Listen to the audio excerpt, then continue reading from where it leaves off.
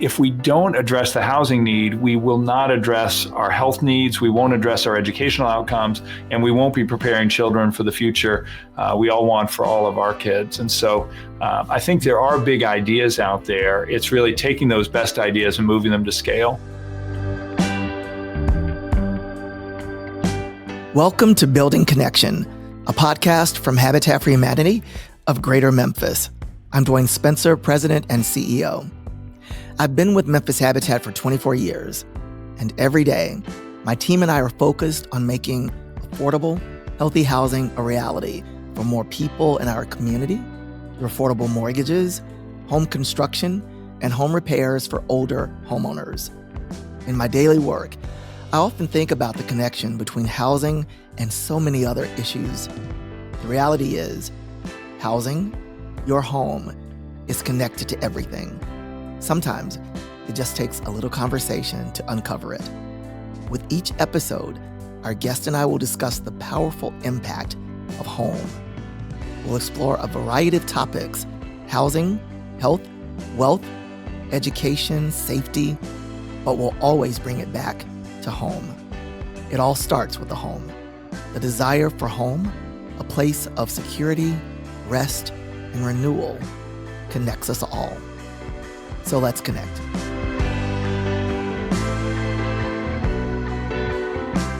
So today, I'm excited to speak to Jonathan Reckford. Jonathan is the Chief Executive Officer of Habitat for Humanity International, a global Christian housing organization that has helped more than 62 million people access safe housing. Since he joined Habitat in 2005, Habitat affiliates in all 50 states and in more than 60 countries have grown from serving more than 125,000 individuals annually to helping more than 3 million people in 2024 alone. Jonathan is the chair of Leadership 18, a member of the Council of Foreign Relations and the Global Future Council on the Future of Cities for the World Economic Forum. That is a mouthful. And Jonathan was named the most influential nonprofit leader in America in 2017 by the Nonprofit Times. He and his wife, Ashley, have 3 children and live in Atlanta. And I've been fortunate to call Jonathan a colleague for 20 years now. And we've seen a lot of change, but what hasn't changed is the need for and the importance of Habitat for Humanity here in Memphis and, of course, around the world. Jonathan and I are going to talk about Habitat's work in the U.S. and globally. Maybe we'll provide a little education and dispel a few myths. We'll also talk about an important milestone, Habitat for Humanity's 50th anniversary coming up in 2026. And we'll spend a little time discussing our friends, Jimmy and Rosalynn Carter. So Jonathan, thank you again for making time out of your busy schedule. I know that you are traveling all around the world and making appearances and representing Habitat on the world stage. So it means a lot to me and my organization for you to be here as a guest on Building Connection. Well, Dwayne, it's great to be with you. Thanks for your leadership. I think so much of the work you're doing in Memphis is a great example of how Habitat has grown and innovated and changed over the years to continue to battle the crisis we have in affordable housing. Thank you. Thank you. So as I mentioned, we've known each other for a long time. I remember being at that Harvard session where we spent a week and we were in the same dorm room. Do you remember that, Jonathan? That is long history. 20 years ago. Definitely. So you have a really, I think, storied career. You worked in investments, the Olympics, Marriott, Disney, Best Buy, and you're a pastor. So talk a little about your journey and how it led you here to Habitat for Humanity. Well, thanks, Dwayne. It's so interesting. I think sometimes you can see God's fingerprints better looking back than you can see at the time.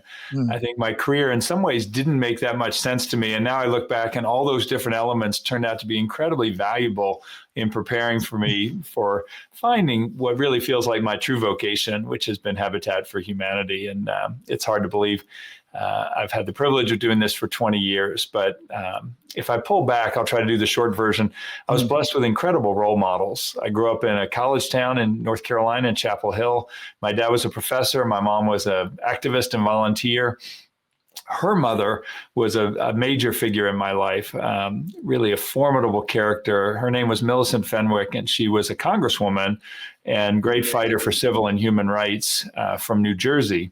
And almost every time I saw her when I was young, summers and Christmases, she would quote her favorite verse in the Bible, Micah 6:8. He has shown you, O man, what is good, and what does the Lord require of you, but to act justly and love mercy and walk humbly with your God.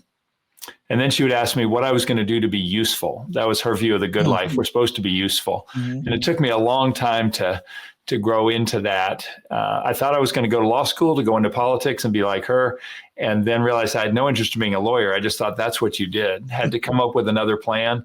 With both naivete and hubris, talked my way into a job at Goldman Sachs, saying I would learn finance faster than they would teach other people how to communicate. That wasn't really true. Suffered. It was a great education, but it was really not the right world for me. And one of the big inflection points came next. I knew I needed to regain perspective. I wasn't leading the kind of life I'd intended, and had the chance through the Henry Luce Foundation to go work in Asia for a year. And through a longer story I won't tell, ended up doing marketing work for the Seoul Olympics. They were going to host the Olympics. And then even more so unexpectedly, coaching the Korean rowing team. And I lived in the training camp with all the Korean coaches and athletes. And it was just a complete immersion into a different culture and world. And it certainly stretched my view of the world. It got me really excited about international affairs at a deeper level, but also gave me the time to really focus on my faith as a young adult and to think about the kind of life I wanted to lead. And that led to going back to business school. And back then, it wasn't a mainstream idea that we needed professional management of nonprofits. Now that is very much a mainstream idea. But Stanford and Yale were the only schools that had that embedded in their curricula. And so got an MBA at Stanford with a certificate in nonprofit management. And then there weren't a lot of career paths into the nonprofit world. So my new thesis was, okay, I'll go to the private sector, learn skills, and then bring those across to a mission that matters. And that was a more meandering process than I expected, but I was always interested in starting up new businesses and growing things. And that started with Marriott and strategy, and then Disney, and then Circuit City Stores was starting CarMax, and I thought that was fascinating. So I had the chance to be head of strategy for Circuit City, and we took CarMax public, and then I was president of another dead retailer. So my business credibility's shaky, but a company called Musicland, and then Best Buy bought Musicland. And at that point, I stayed to help with the transition, but I'd actually stayed in the private sector longer than I'd planned. So I exited. I did what I encourage people not to do, which was left without a clear next step, and went to India on a short-term mission trip because I now had time with my wife's blessing. And God really just broke my heart around global poverty issues, and came back from that experience not knowing what I was going to do, but pretty clear I really wanted to do something that was tied to poverty alleviation. And that led to a long waiting period. And my volunteer work had been helping coach pastors and priests and grow churches, while my professional work had been growing businesses. And as I did a lot of volunteer time and was searching for the next thing, my local church, which had exploded, asked if I would come and be the administrative pastor. And everyone I trusted her career advice said, don't do that. But we prayed about it and really felt a sense of that's what I was supposed to do. And I was actually serving very happily as executive pastor of our Presbyterian church in Minneapolis when Habitat came calling.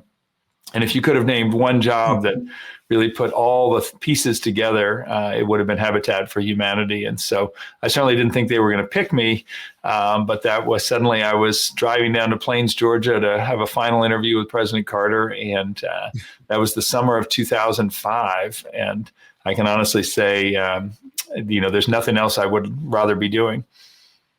Do you think that the president had a real influence on your selection?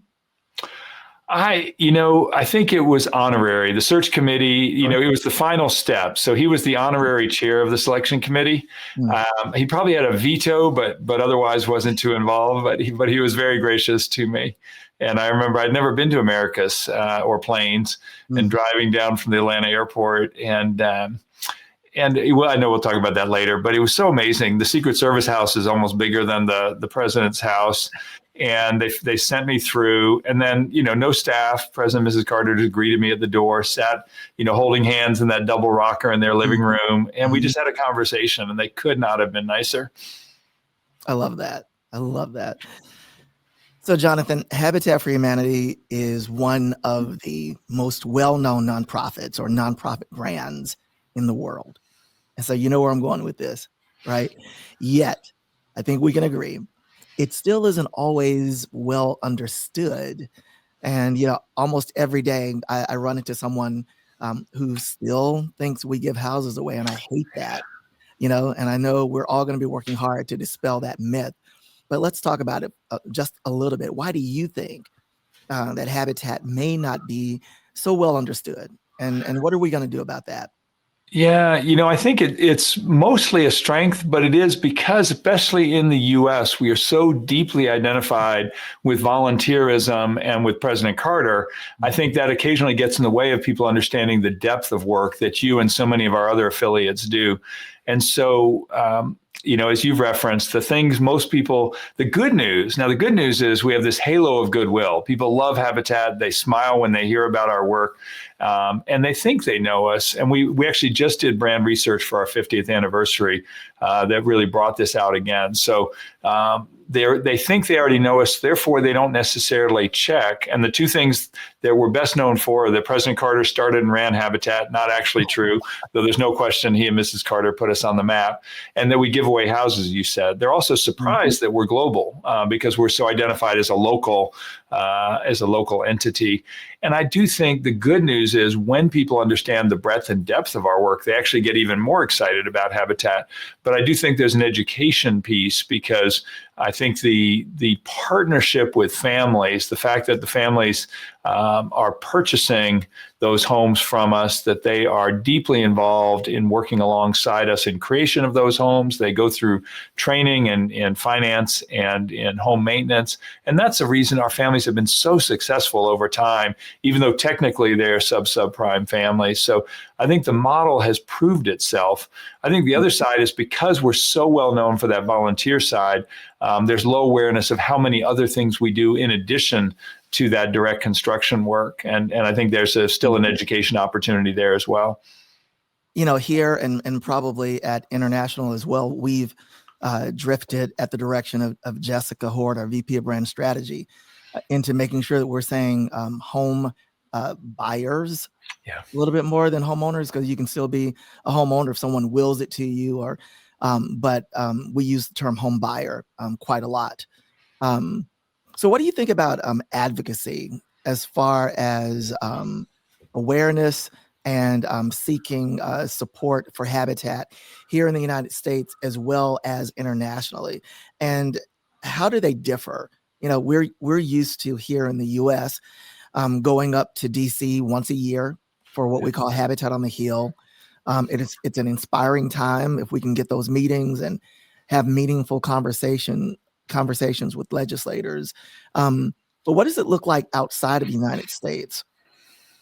Yeah, well, certainly, first of all, it was interesting. For much of Habitat's first 30 years, there was a general belief we should stay away from government. So there was a view that Habitat should not do advocacy work because we wanted to stay independent. Now, I think there's a principle under that, which is we should not be dependent on government. And I think that's actually a really good principle. But you can't point to anywhere in the world that has successfully addressed housing without partnering with governments. At a minimal level, governments control local land use, zoning, and entitlements. So you've got to work with governments to get projects done at the local level. But the reality is as well, if you look, and sadly now it's more true than ever, the gap between what it costs to create a unit of housing and what about half of our population can afford is at the widest level it's ever been in U.S. history. And so finding ways to get cities, get states, get the federal, at the country level and globally involved in the issue of housing is actually a core to who we are. It's actually one of our core principles, but we didn't do it for a long time. But there was a recognition that we were building a huge number of houses, which is a great thing, and we need to build more than ever. But also that would be insufficient to our vision, which is a world where everyone has a decent place to live. So if you look at the core issues, we think every Habitat affiliate should be deeply involved at the local level. And that may often be around zoning issues and around getting cities to allocate land or donate land, because that's a big way we can actually speed up the building process. At the state level, it's also often financing. And we think we want to be active in every state house around access to finance for affordable housing. And the federal level, as you mentioned, is critical for funding as well. We're also engaged at the global or regional level with groups like the United Nations, the European Union, the Organization for Economic Development and Cooperation, because now that housing has become a middle class crisis, not just a low income crisis, actually it's finally becoming a political issue around the world as well. The issues do change a little bit. In the US, it's really around housing affordability. When we go outside the US, affordability is one issue, but there are a number of other issues. Our first big international issue is actually property rights. And some of your listeners may be surprised that there's still countries where women don't have the right to own their land. There's still many places where people have been on land for decades, but still don't have the legal right to stay there. And of course, if you don't have the right to stay on your land, it doesn't make sense to invest in upgrading your housing. So in many ways, that's a first level. But we've been involved in a number of other issues. Our current global issue is around upgrading informal settlements. There are well over 1 billion people living in slums or informal settlements around the world. And those same issues apply then. How do we actually formalize their ability to stay in those communities? And therefore, we can then give them access to finance, help them with building materials, and help them upgrade their housing. But that first step is actually the right to stay. Thank you for that. So, Jonathan, you already spoke a little bit about Habitat's work around the world, which is fascinating. And as I think about Habitat's evolution, I see us serving families and housing needs differently than we did when I got here in 2001, when we focused, primarily on building new houses and selling them, building them from the ground up, that sort of thing. And I've noticed that after, disasters like Katrina and the housing crisis of 2008, 2009, I've seen us understand the power of our brand and try to do more and expand. I remember the beginnings of NR, neighborhood revitalization.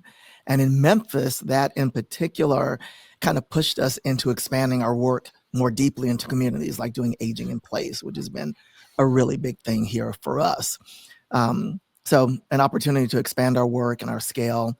And I am just so privileged that I've had the opportunity to see Habitat's work around the world. I've been with you to Thailand, and then I've also seen it in Nepal and the Ivory Coast and Nicaragua, and we've taken our team to Guatemala, and it means so much to see the different kinds of interventions that are happening around the world. Would you like to talk a little bit more about some of the unique things that are happening in other parts of the world, maybe some unique programs in certain countries?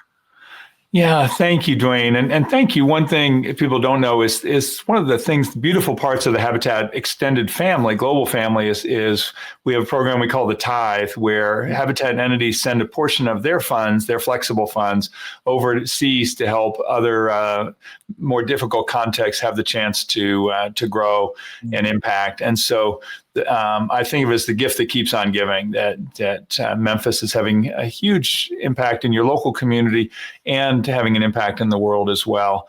I think the first thing I would say for those who haven't experienced what it's like to live in a very low income context is how far the dollars can go. So, I was recently in Ethiopia and Kenya, and they're still, for about $5,000 or $6,000, we can build a very simple home. And so the dollars go a long way in terms of impact. I would say the second thing, like your movement into neighborhood revitalization and aging in place, we moved in addition to, not instead of, in addition to building whole houses, we moved towards incremental construction. And that was really because we wanted to help very low income families who couldn't even afford a $5,000 or $10,000 mortgage. And therefore, but they could afford to take out a small loan that might allow them to get a cement floor instead of a dirt floor, to get water or sanitation, to get a proper roof, to get an extra room so the girls and boys could sleep separately at night, but then they might be able to run a small business out of that room during during the daytime. And what we've seen then is it doesn't meet all our needs, but over time, families can move towards housing that meets all of our criteria on terms they can afford. And that's allowed us to scale at a much higher level. A couple of our big pillars, along with advocacy, our biggest one is probably housing microfinance. And this is the dilemma that banks only lend to 2 to 10% of the population in most of the countries in which we serve.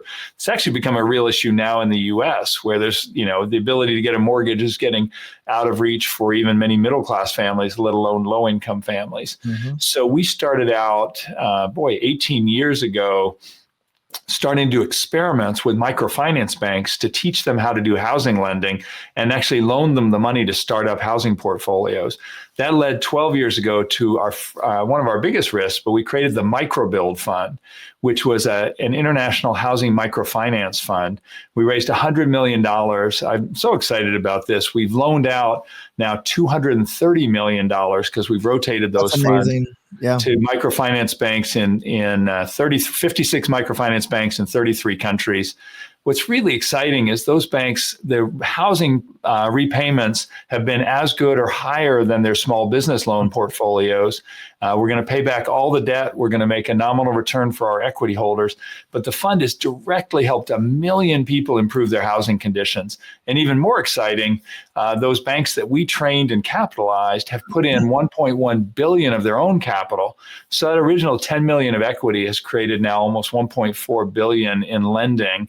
And it's helping to establish a whole new asset class in international finance. So we're actually about to create a next and much larger fund to keep that going. But that's an example of probably our best example of influencing markets to scale. And then we're working in building materials and skilled labor, because the big idea is if we could lower the barriers and increase access, families can improve their own housing conditions. And then that scales infinitely more than our ability to directly build. But they go together, because the fact that we build in all these communities around the world gives us the credibility to amplify their voices and to be a partner to all these different intermediaries. Yeah, I was really struck in Ivory Coast. We flew into Abidjan, and first of all, the hotel had a bomb detector. That was shocking. And then the next morning when we drove out, about to drive about 3 to 4 hours into the countryside, as we started to drive along the river that's in the downtown area of the city, there on one side of the river was just mounds of trash as far as you can see. And on the other side, on the hillside, were, structures that families had basically dug out the side of the mountain and had posts and boards holding it up as shelter from the weather. It's shocking to see what poverty looks like outside of the United States. We think we have it bad sometimes. In Nicaragua, I remember meeting Ernestina and her family, and she and her son and grandson all lived in basically a tin hut and slept in the same house, washed dishes outside. It's just fascinating and heartbreaking, and you always just come back wanting to do more. It's amazing. It really is. And I think if you haven't seen it, it's hard to believe. And I see it again as a both and. We have a huge housing problem in Memphis. We have basically every community in the United States now has a housing challenge. And we need to solve that and address it. And when you see how families are living in other contexts, a little bit of my heart breaks every time. And I think we need to double down and find more ways to serve around the world as well. Mm-hmm. So I'm fascinated by this UN thing.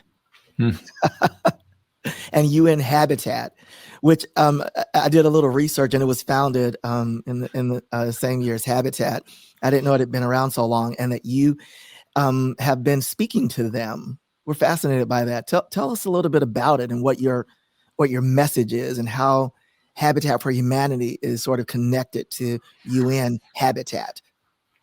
Well, Yeah, there's a long story about names because we were founded the same year, and Habitat for Humanity was originally the Fund for Humanity, and in 1976, UN Housing and Human Settlements, and their shorthand was UN Habitat, was formed. And there's a little bit of a debate as to whether they were first or we were first. So I can't answer that question, but we have a great partnership. Now it's the United Nations, so there's a lot of meetings, and it's always how do we translate those meetings into talk. But it is a really important group because they convene the housing ministers of the world and bring them together. And they every other year run a huge conference called the World Urban Forum, looking at the future of cities. And so the current leader of UN Habitat is a longtime friend of Habitat for Humanity, and she has really put housing at the center. And I think that is a reflection of how big the housing crisis is globally. And we had actually an extraordinary event for the first time in the history of the United Nations, based on our work we had been doing with UN Habitat. 2 years ago at the World Urban Forum in Cairo, there was a declaration around housing that was then affirmed by all the housing ministers of the world at their session. And for the first time ever at the United Nations, which is shocking, housing was on the agenda at a presidential level. And so the countries of France and Kenya are leading the effort. And actually, Habitat for Humanity was the only non-governmental organization invited to be part of the meetings in the UN General Assembly. Congratulations on that. That's remarkably, they broke protocol and allowed me to speak at the gathering. Now, we'll have to see where this goes, but there was a New York Declaration, it was called, and we had presidents from countries around the world signing commitments to do something about housing. So the next step, obviously, is can we turn that into real action country by country? But it's a big step, and it's important that Habitat be at the table. It's important that we get housing on the agenda. And I do think, as I was hinting before, now that middle-class families, children cannot afford housing in the communities they grew up in, it has become a political issue. And that's not just the US, that's Canada, that's Australia, New Zealand, that's all of Western Europe. It is, so we're seeing historically affordable markets that are no longer affordable. And that's terrible. And maybe the good we can bring out of that is actually to do something about it.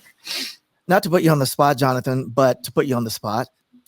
You've mentioned twice now that sort of middle class is struggling because we've always served low to moderate income families. Some would say poor. We say low to moderate income, 60 to 80% AMI generally. So you think that the issue is getting more attention now that a broader sector of folks are being touched by the crisis? I do, and I think it's always been a real issue. And it's not that leaders don't care, but political leaders respond to pressure. Mm-hmm. And so when I would talk to members of Congress in the past, even though we could see the crisis, they would say, I'm not hearing a lot about it from our constituents, e.g., I'm not hearing it from my donors. I'll give you an example. I was at a fundraiser in a wealthy resort area last year, and the mayor was all in. And I was so impressed. He said, we have got to do something about housing. We need housing for our workforce. We need housing. So we've got to create more housing that's affordable in our community and very high-end community. And I asked him afterwards, so what changed? Clearly you get it now. What made the difference? And not really joking, he said, I've got to get my son out of my basement. So now that, it was personal, it suddenly had become an issue. And I think that's our challenge. In some ways, that's the beautiful part of our volunteer work, is I do think we've become so economically segregated that many of us can lead our daily lives and be somewhat oblivious or just not see how other people in our same communities are living. Yes. And I think the chance to build relationship and cross that divide is an important part of why we do our volunteer work. But I do think it's what was already there but less visible has now become visible, and that's why I think it's become politically important. Mm-hmm. So, Jonathan, I would certainly be remiss if I didn't use this conversation to talk about President Carter and his history with Habitat and impact on our organization. And you and I both have had some unique experiences, excuse me, with President and Mrs. Carter in our time with the organization. So Just talk a little bit about your personal experience and touch points.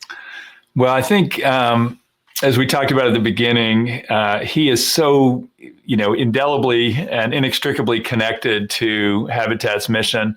And it's not true that he founded Habitat, but what is certainly true is that when he and Mrs. Carter and a busload of volunteers from South Georgia rode a bus up to New York City, slept in a church basement, and rehabbed a tenement building on the Lower East Side of Manhattan, that's when the world found out about Habitat. No one had ever seen a former president of the United States doing anything like that, doing manual labor, and so selflessly. The first Monday in October was designated by the United Nations as World Habitat Day.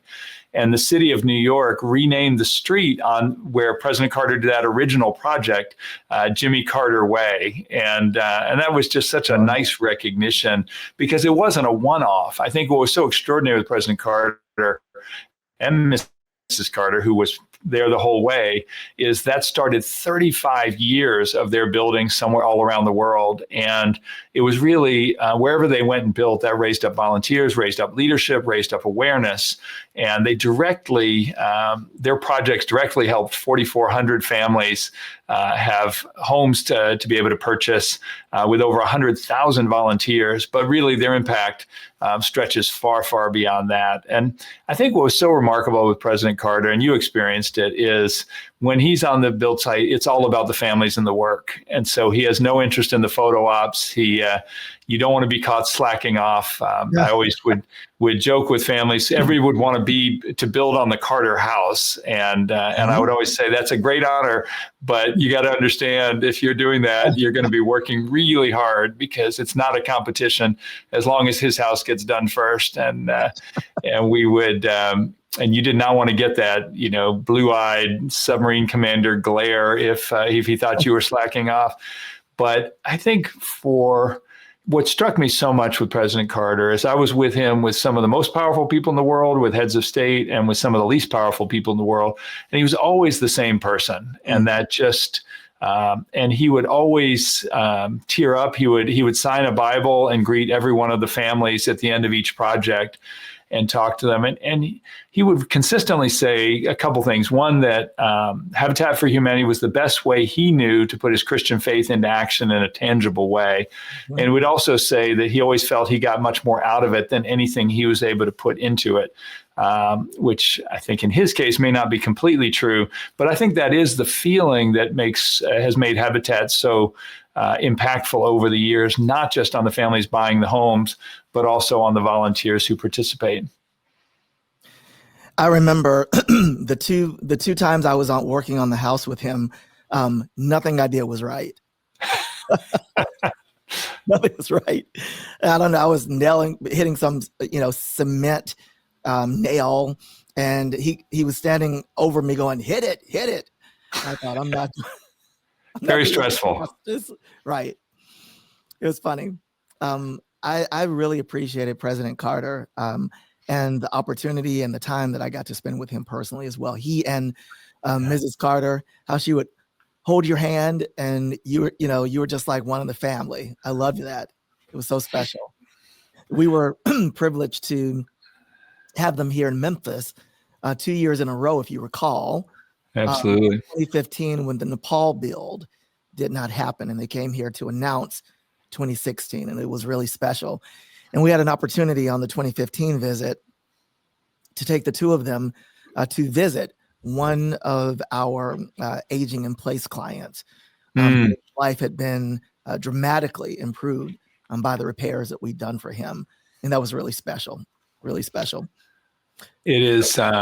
They had such, I think, genuine heart for the mission, and really, in a way, both of them defined servant leadership. For them, it was always about, making a difference, helping others, and never about themselves. And I think they're really, regardless of one's politics, the way they lived their lives is a great example for all of us. It's, and to your point, I remember the first time I think I visited Memphis.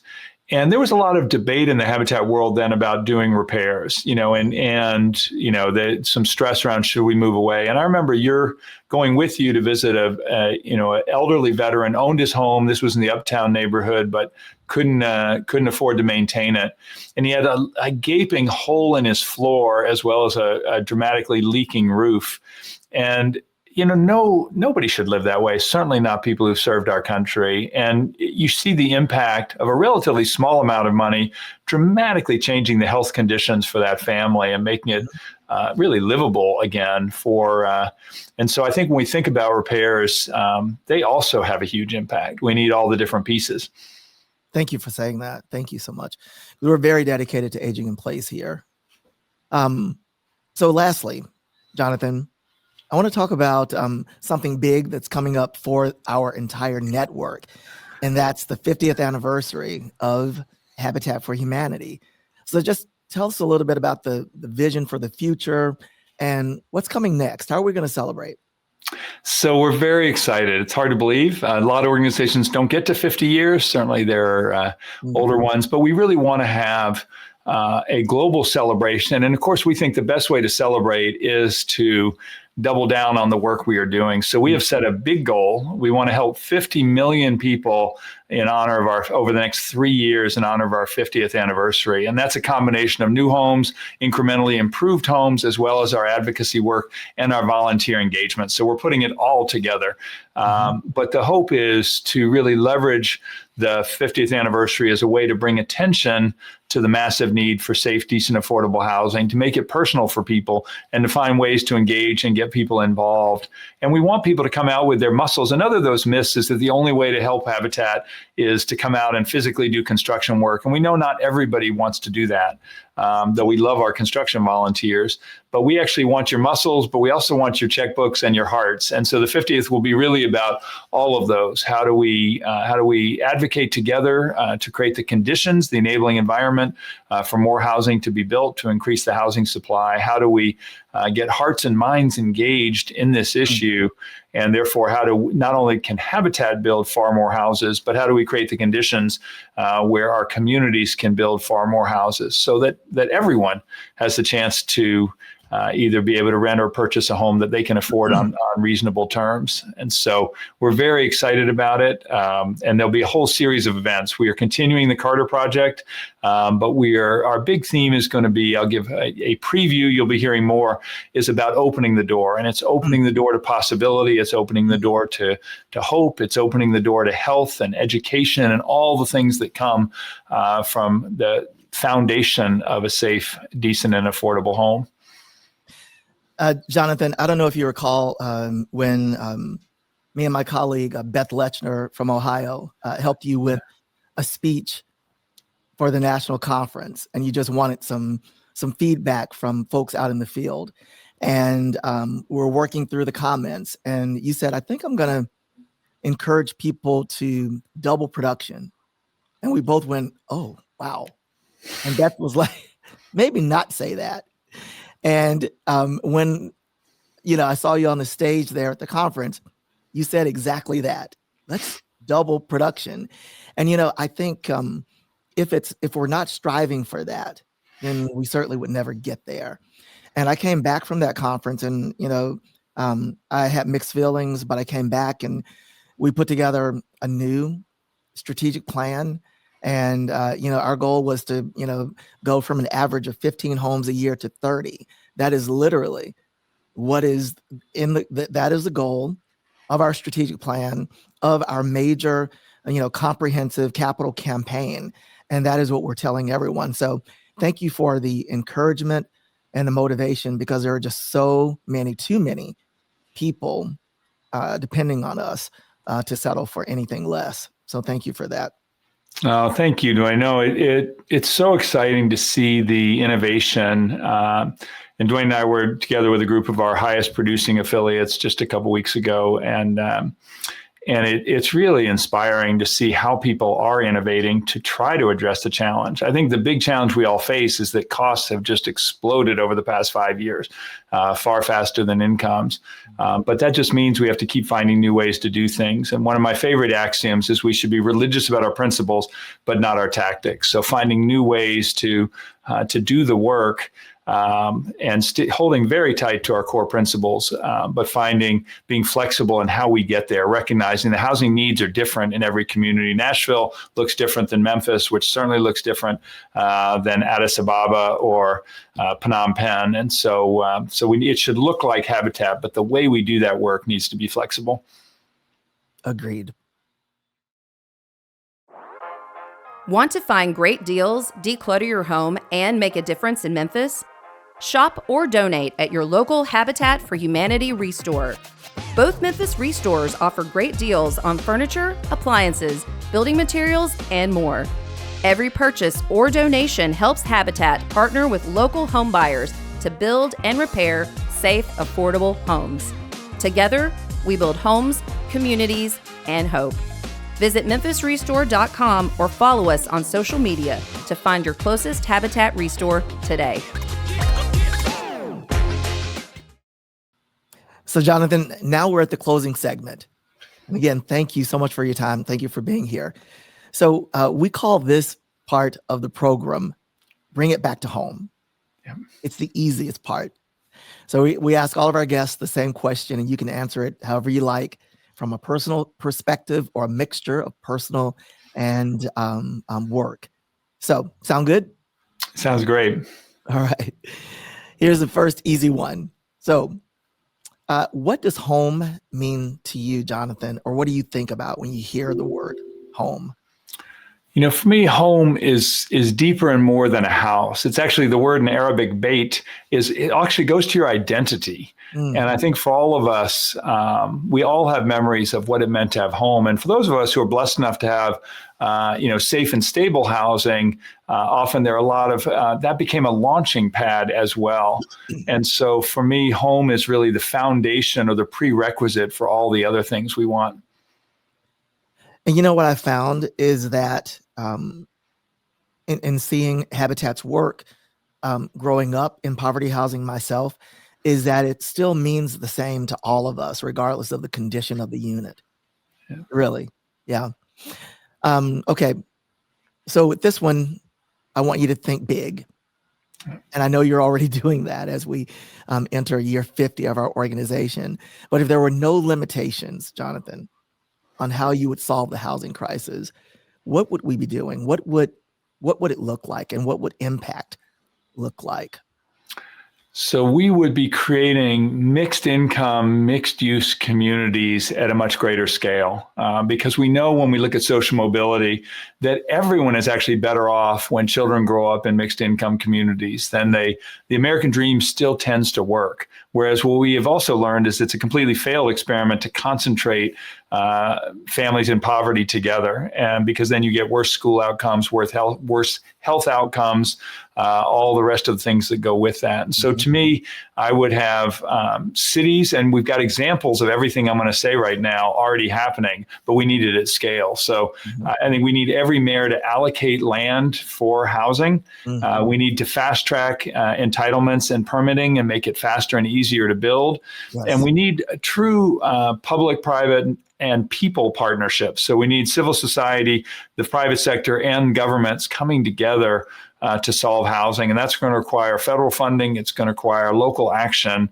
And it's going to require people of goodwill coming together to build, recognizing that if we don't address the housing need, we will not address our health needs, we won't address our educational outcomes, and we won't be preparing children for the future we all want for all of our kids. And so I think there are big ideas out there. It's really taking those best ideas and moving them to scale.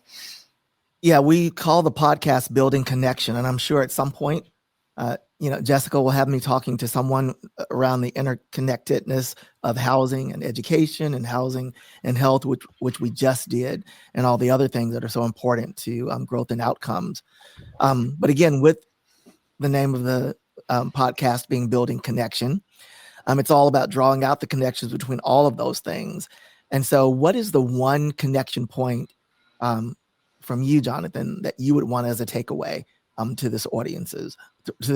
One thing you'd want the audience to take away from the conversation today? I would just encourage anyone listening to think about the home you grew up in, and whether, like Dwayne, those were really tough conditions, or like many of us, we grew up in safe, stable housing and took that for granted. And just think about what it would be like if you didn't have that, and then think about all the barriers that would come with that. And then you flip that around, and the data is just overwhelming that a child who grows up in safe, stable housing stays healthier, then does better in school, then has the chance to grow into all that God intends for her, for his life. And so, we certainly want that for our families. Shouldn't we want that for every family? I love it. Thank you. So last question, and I think you'll know where I'm going with this. It's a fill in the blank, and it basically says blank starts with a home. And I would say hope starts with a home. That really, home becomes that foundation and launching pad where you can start to dream about a future instead of just thinking about surviving. Amen to that. Jonathan, thank you. Thank you so much for being with me today. You are such a light, such a bright light on Habitat for Humanity and all the work that we're doing around the country and around the world. So before we go, one last plug, anything else you want to share with this audience, with our listeners? I would just say, one, thank you, Dwayne, and thanks to your team. You guys are doing amazing work in Memphis in tough conditions. And I've seen over the years the impact of those long commitments in Uptown and other areas where you're not only preserving housing, but creating new housing and changing and creating real change in those environments. So I think my last thing would be, if you're listening and anything here has touched you, please get involved. And we would love to have you be part of the solution. And it's going to take people of goodwill all coming together to create the kind of communities we all want to live in. Thank you, Jonathan. God bless your work. God bless Habitat for Humanity. See you next time. Great to be with you, Dwayne. Thanks. Thank you. Thanks again to Jonathan Reckford for joining us today. And thank you for tuning in to Building Connection. I'll be back soon with another episode. In the meantime, please follow, share, or leave us a review. You can find Building Connection on Spotify, Apple Podcasts, Amazon Music Audible, Memphis Habitat's YouTube channel, and at memphishabitat.com. You can also email us for feedback or suggestions for future guests at podcast@memphishabitat.com. See you next time.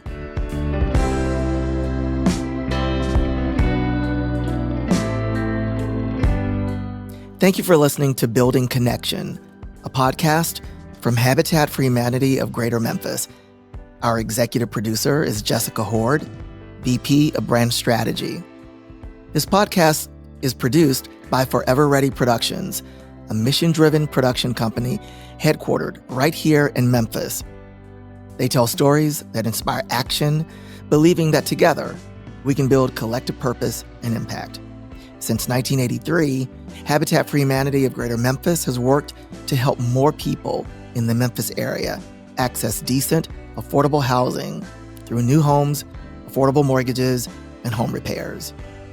Every safe, affordable home sparks wider change, leading to better health, education and well-being, more economic growth, and less poverty. Healthy communities, intergenerational wealth, peace of mind, and the ability to focus on what matters most. It all starts with a home. To learn more about Memphis Habitat, sign up for our newsletter and get involved. Visit memphishabitat.com.